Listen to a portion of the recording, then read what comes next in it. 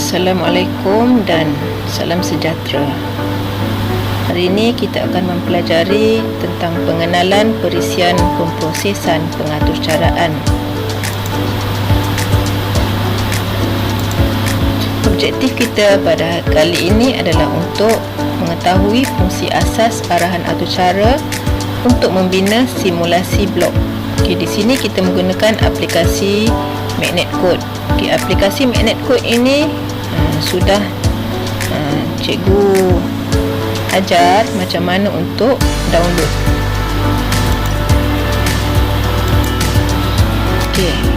Ini adalah aplikasi MagnetCode yang sudah kita download. Pertama sekali kita buka aplikasi MagnetCode yang sudah dimuat turun. Kita buka, kita tekan dia di sini, klik. Apabila kita tekan aplikasi MagnetCode, dia akan keluar paparan home. Ini adalah paparan home. Kita tengok satu persatu. Yang pertama, tekan simbol tambah. Tekan simbol tambah. Kita tengok apa yang keluar apabila kita tekan simbol tambah. Apabila simbol tambah ditekan, paparan ini akan keluar. Paparan ini akan keluar. Ini adalah arahan yang keluar pada skrin. Di sini kita hanya tumpu kepada kumpulan arahan decision, graphic design dan juga other sebagai asas pembelajaran. Berikut adalah contoh arahan aturcara dan fungsinya.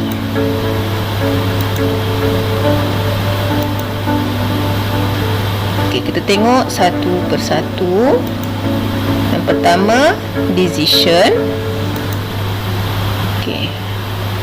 Klik pada decision atau tekan pada decision. Paparan ini akan keluar apabila kita tekan perkataan decision. Ini keluar daripada sini sampai sini. Pertama kita tengok and if. Kita tak tengok semua, kita tengok beberapa sahaja yang akan kita selalu guna. And if. Fungsi and if adalah untuk menamatkan arahan if.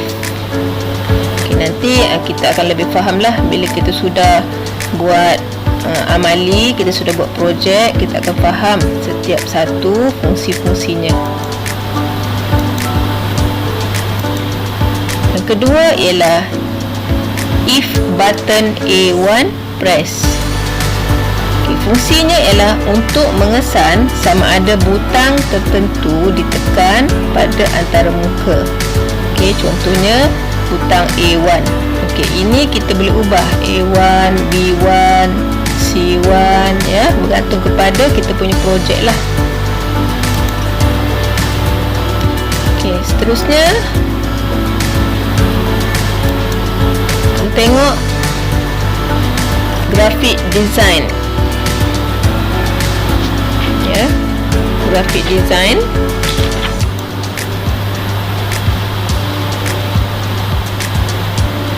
Graphic design fungsinya, kita tengok bawah graphic design. Graphic design pun banyak dia punya arahan. Daripada atas ni sampai bawah. Kita tengok yang pertama. Kita tak tengok semua, kita tengok beberapa sahaja yang kita akan guna. Button A1 show on. Fungsinya adalah untuk memaparkan button A1 di atas skrin. Boleh ditukar kepada B1 ataupun button C1. Contoh A1 ni kita mau tukar pada button B1 contoh, ataupun kita ada banyak button.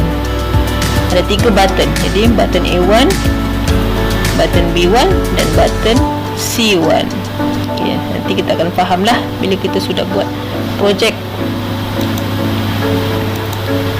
Okey, kemudian button A1 show text. Okey, fungsi dia adalah untuk padam dan simpan perkataan baharu. Contoh teks di dalam memori button A1. Contoh button A1. Maksudnya bila kita buat button tu, kita mau ada paparan pada button tersebut. Contoh tekan. Kita tukarlah perkataan teks ni jadi tekan. Ya. Okey.